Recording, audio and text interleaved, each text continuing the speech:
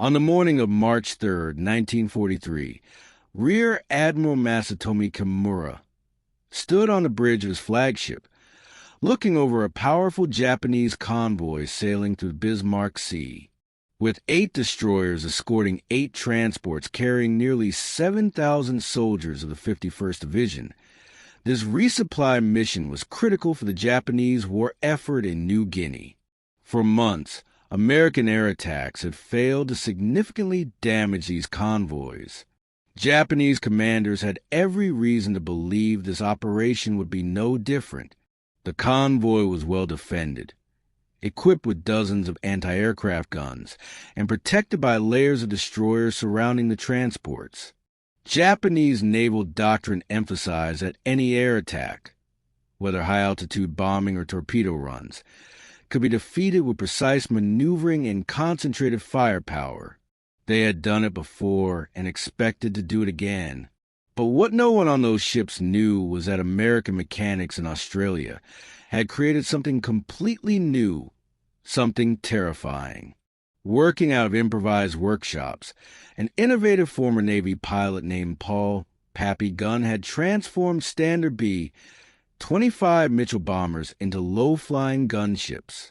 These modified aircraft had their bomb sights ripped out and replaced with 8 forward-facing .50 caliber machine guns. The idea was simple. Instead of dropping bombs from altitude and missing, these planes would fly low and fast, rake enemy ships with machine gun fire, and then deliver bombs with a technique called skip bombing, where bombs would bounce across the water like stones and slam into the sides of ships. That morning, as Japanese lookouts spotted American bombers approaching at 7,000 feet, they saw what looked like a familiar formation of B-17s and B-25s. Japanese gunners opened fire, focusing all their attention skyward. What they didn't see were the real killers flying just above the waves. Coming in at near-mast height were 12 B, 25 Strafers, and 13 Australian Beaufighters, approaching with such speed and low altitude that their propellers kicked up spray from the sea.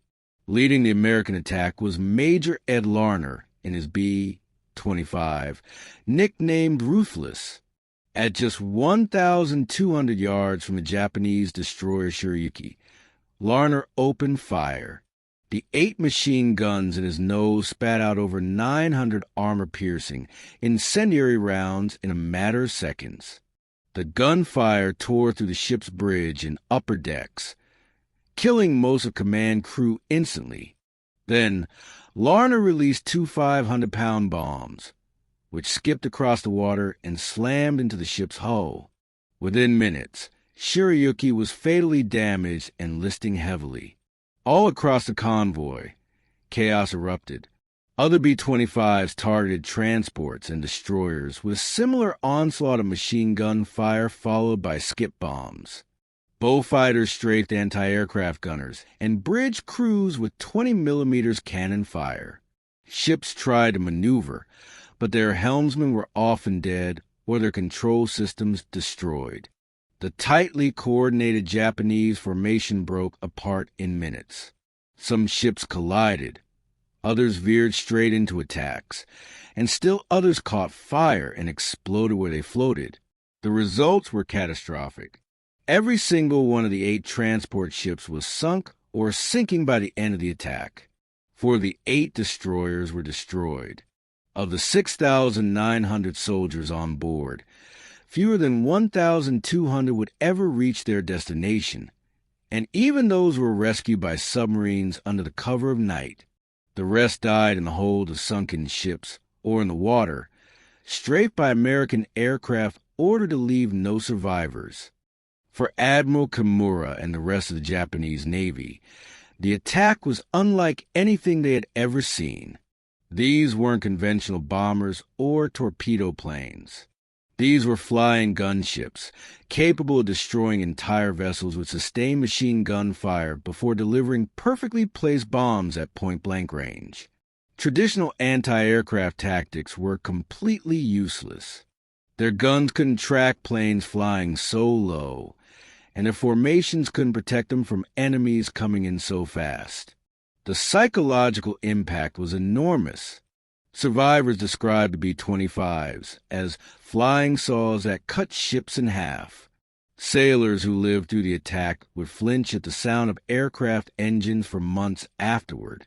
Entire Japanese garrisons across the Pacific were left stranded as convoys stopped sailing during daylight hours. From that point on, Japanese logistics would never be the same. The success of the B-25 Strafer was about more than just the aircraft. It was a perfect storm of innovation, desperation, and battlefield creativity. Mechanics in rough field conditions turned standard bombers into monsters. Pilots adapted new tactics with precision and guts, flying just feet above the ocean under withering fire. And commanders like General George Kenney, who oversaw the 5th Air Force, were willing to throw out the playbook and let their teams innovate on the fly. As the war progressed, the B-25 Strafer became the most feared anti-shipping weapon in the Pacific. Later variants carried up to 18 forward-firing .50 caliber guns. They devastated Japanese shipping lanes, airfields, and coastal defenses.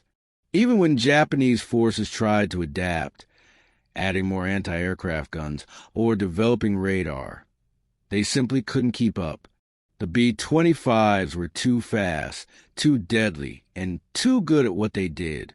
By mid-1944, the Japanese merchant fleet had lost more than 60% of its tonnage. Reinforcements couldn't be delivered. Supplies never arrived.